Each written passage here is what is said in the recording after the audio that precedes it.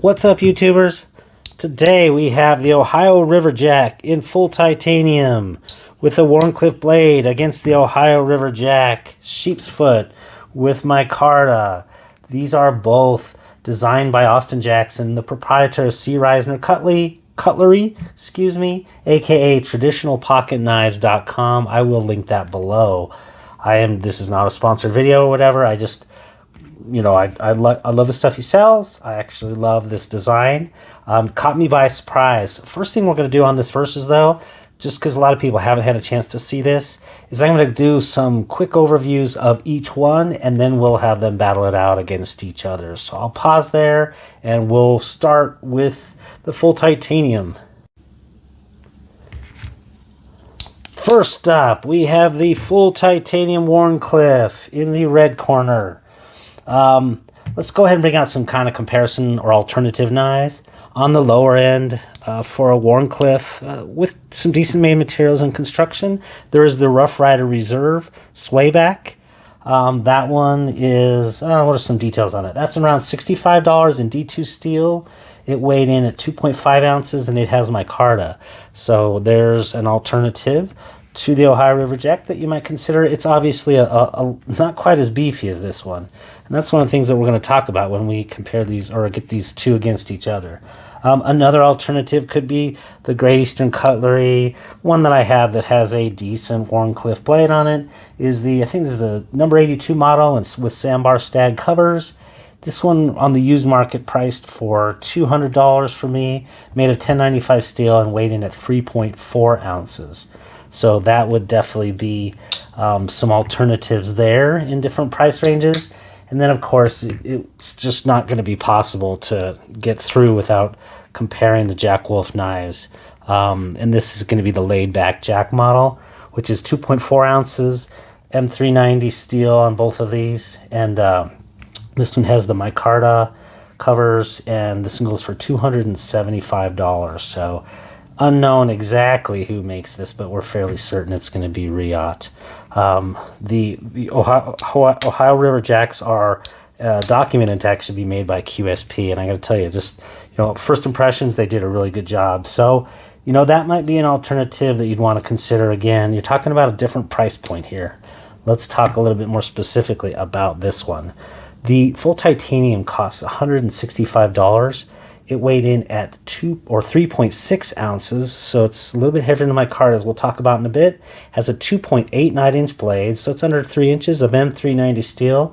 Fairly thick. It was 0.14 thick on here inches, so kind of some beefy stock. And yeah, the pull weight on this thing, I did front side this with my very non-scientific method of kind of determining pull weights just by doing them in inverse, pressing against a scale, keeping it flat to it. So I can see how hard, and those were, I don't know, in the 3 to 4 pound range for them. In reality, this is I would say the full titanium one is a 10, if not an 11, and I can just kind of hear in the background, if you've ever seen, what was that? This is Spinal Tap. Michael McKean in the background, just saying in his accent. But this pull weight goes to 11. But can't you just say that it goes to 10, the highest? But it's an 11. So I'm going to call this one about the hardest pull weight I've ever had. The one thing I will say on this one is, much like the Jack Wolves, is it's actually not a continuous pull weight. So I would say the pull weight from close to opening is probably an 8-9, very solid 9. And then from the half stop there to there, that is the one that's a 10. And that one is definitely requires a fair bit of force, and then you have not quite as much to go back. So these are definitely, though, very high pull weight knives. Let's go ahead and pause here to talk about the micarta. Next up, in the other red corner, there's just two red corners, not a blue corner. I don't know why it always has to be red versus blue. The micarta version in sheep's foot blade. Again, the specs are the same in terms of the blade stock, 0.14 steel. Let's go ahead and slap out some comparisons or alternatives that you might be able to purchase if you want a little. It's the only other sheep's foot slip joint that I have. This is a case, medium-sized Stockman, and that's the sheep's foot blade. So that particular knife weighs 2.3 ounces for the whole thing. And that's like it's made of true sharp steel, which is some sort of stainless steel, probably somewhere like $440 or $420. This goes for a price of $75. The other, of course, natural comparisons for the sheep's foot could be the ram's foot blade, which is sold in the form of the Midnight Jack by Jack Wolf Knives. Again, very different in terms of the blade stock itself is not, but you have a super thin hollow grind, and definitely a knife that has been lightened up and is not as monstrous as this. So you can kind of just see that overlay on there. We'll be putting this case back. That this thing literally will dwarf that entire thing. So these are a slightly different use case. You can completely hide and, pardon the pun, cover that one. So yeah, this is a Jack Wolf knife with a Ohio River Jack cover on it. Very similar pull weight. Let's talk about the specifics of this knife before we put them against each other. This also has exactly a 2.89-inch blade of M390 steel, weighs 3.2 ounces, so it is 0.4 ounces less than the full titanium. It prices at $145, so you are getting a $20 price break. I would say on this one, the pull weight seems to be a little bit less, and my unscientific tests, effectively showed that that was the case. That it's just slightly, ever so slightly less than the full time. I don't know if that's just production differentiation, but this one is really an 8, pull weight to the start, versus I think the 9 maybe on the other, and then probably a 9 from the half stop to the open. So basically you have to use more force there, which is a good thing, because when you're using the knife, if for whatever reason it is going to close to the half stop, it has a higher force to there. But for actually pulling the knife out, you don't want it to be as strong. If it's already gotten to the half stop at that point, you best have your hands out of there. If you're relying on the half stop to the closure, having a very strong spring back there, meeting up against the tang, you probably should be using locking knives, which is, of course, more the focus of this channel, but we're talking slip joints. Let's go ahead and get into the verses. So for Ohio River Jack versus Ohio River Jack, I'm just going to say that it's going to obviously, with any knife or any utility or any tool, it's going to be really come down to what are your preferences. Do you prefer a Wharncliffe blade? Do you prefer a sheep's foot blade? Do you prefer a spear point, which is the third option that I chose not to. I have enough spear points and things like spear points, drop point use. In terms of kind of utility, I do tend to prefer these kind of flattened blades, and that's a lot of times really what I will use these slip joints for. So speaking of the slip joints, these are definitely extremely beefy knives. They are full-sized, full size in hand. They both are the exact same size, so the things that we'll say are there's going to be really no difference is the hand feel, other than the micarta is going to be probably a little bit warmer in cold weather. You're going to have full metal titanium in here, so in cold weather you might say that the micarta is going to win in that one, in that particular category. So in terms of the cutting, I thought, of course, with the tip, well, let's jump up to the tip. I really thought that the Wharncliffe, having that full distal taper which goes down with that shape, versus you see that the sheep's foot just really goes to about a 2/3 saber grind up there, flat saber grind. But cutting through boxes, cutting through an aluminum can, there wasn't a lot of difference. I think, in the double thick cardboard, cutting across the fibers, that's maybe where I did detect a little bit of difference. Again, it doesn't come super thin behind the edge on this one.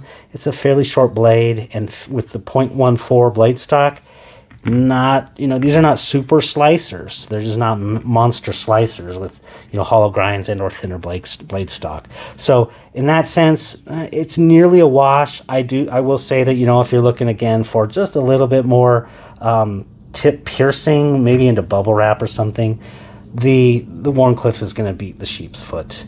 If you're looking for a little bit stronger backing on the spine, obviously the sheep's foot is going to be stronger just because you have that flat up there on the saber grind.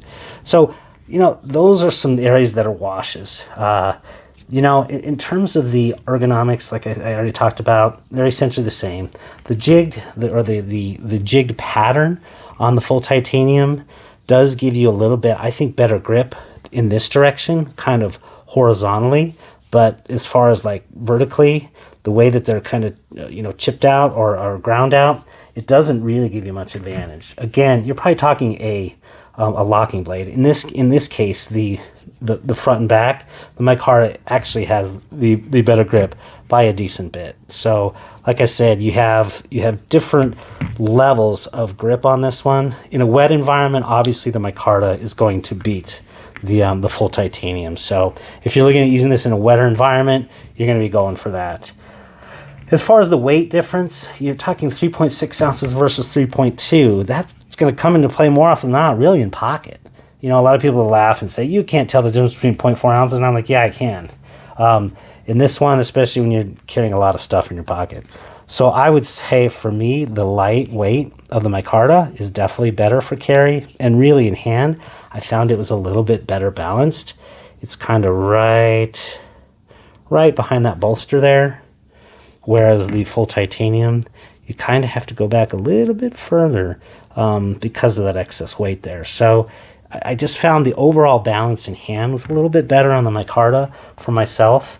So at this point in time, you can probably tell I'm leaning towards the Micarta one. And the truth is, yeah, when all things are considered, I kind of do prefer the Micarta for the overall feel in the hand. I think the cold weather.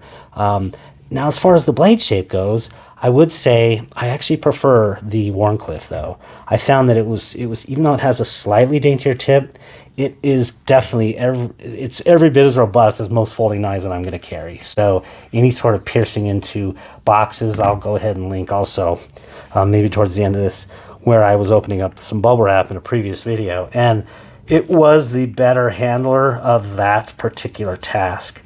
And then the last part of it is, I would say, just beauty-wise, I really do appreciate the milled-in jig bone pattern inside the full tie. But for me, it's kind of a novelty and an exercise, and that's interesting. But in terms of an actual kind of beautiful, what looks like a knife, I think any of the Micarta ones, in reality, are a little bit better than the full tie. So in the end, for me, I think Micarta is the winner. The irony is, I would actually probably have chosen, in retrospect, to go with the Micarta and the Wharncliffe blade, though, because I did prefer the Wharncliffe blade. I didn't need the full beefiness on a non-locking knife to have the sheep's foot there. So in retrospect, I probably, just for the solidity of full titanium versus the titanium with integral bolsters and caps here at the end, I probably would have flip-flopped these blades, and no, I'm not going to do it because I know that slip joints are a pretty big pain in the butt. As far as kind of other finishing thoughts, these are really good, solid knives. They're hard-working, and you can beat the snot out of them. I have actually already dropped. You can kind of see I've already dropped this one onto the rocks 2 or 3 times when I was in New Mexico. And it came through just fine. I had to scuff off or some of the scratches from the titanium, but where they're both perfectly solid and perfectly capable. So you can't really go wrong with either one. But again, I think take those considerations for yourself. The blade shape. What's going to be the blade shape that's going to best serve you? For me, in these slip joints, I really do prefer those nice straight edges for the utility that they provide. Again, this way, locking doesn't come into play as much when you're doing cuts like that. So yeah, for me, Micarta for the win.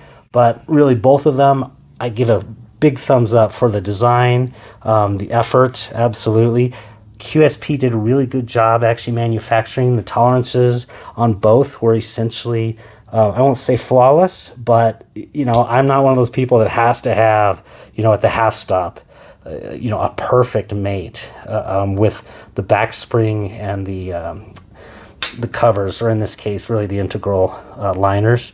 And, everything else is really well done, though. So, hope this was of use. If you are on the fence between either one of these, pick the one that you like the most. If you are interested in kind of an upper end, and I really would say upper end in terms of materials, construction, and design, kind of heavier use slip joint knife. So, hope this was of use. If it was, like and subscribe, and have a great day. Take care now.